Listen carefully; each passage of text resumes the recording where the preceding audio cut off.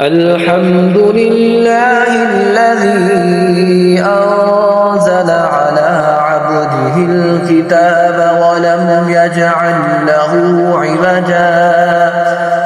قيما لينذر بأسا شديدا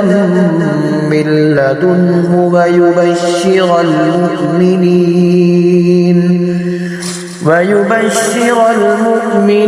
الذين يعملون الصالحات أن لهم أجرا حسنا ماكثين فيه أبدا وينذر الذين قالوا اتخذ الله ولدا ما لهم به من علم ولا لآبائهم